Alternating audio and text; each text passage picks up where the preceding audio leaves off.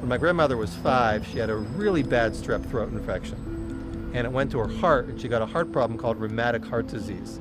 So my grandmother had heart surgery in the 70s, and I watched her always be a little bit sick and ultimately died prematurely, large part because of this heart problem. Back in the 19-teens, when she grew up, this was a rampant disease that was really common. It became eradicated in the mid-40s. Well, 40 years later, in Uganda, in the developing world, the #1 heart problem is rheumatic heart disease. So, ironically, I'm actually working to prevent children from developing the same problem my grandmother had.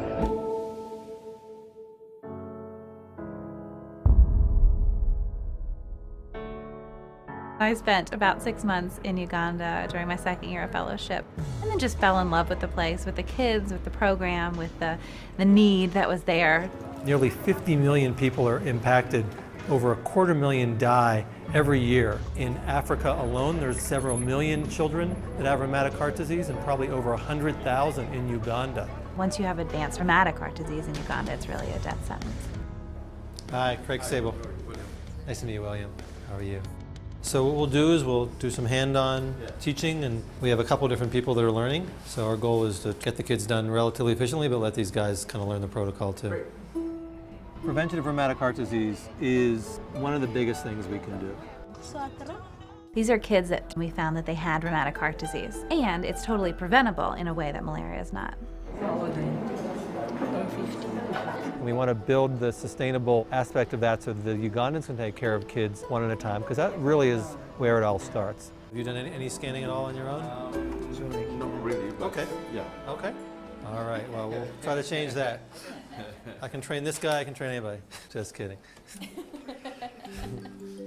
The real way to prevent rheumatic heart disease is to find patients that are affected in the very early stages. That's your heart beating. Pretty cool, huh? Give them monthly penicillin and prevent them from becoming one of the 250,000 people a year that die from rheumatic heart disease. We're using the handheld machine on Mike. Hopefully someday we'll be able to use this all over the world.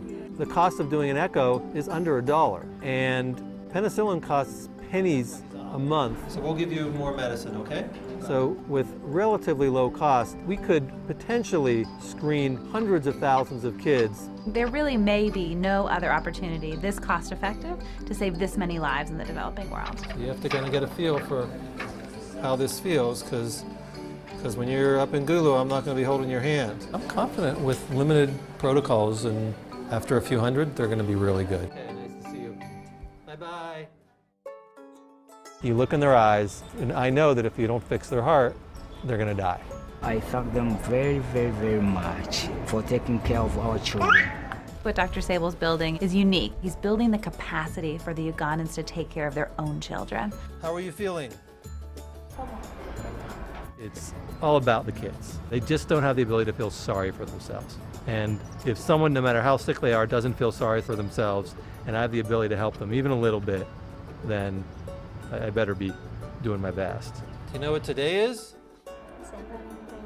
Valentine's Day. So it's kind of neat that we're looking at your heart on Valentine's Day. This is a critically important project. We can make a huge impact on the lives of hundreds of thousands, if not millions of children in Africa.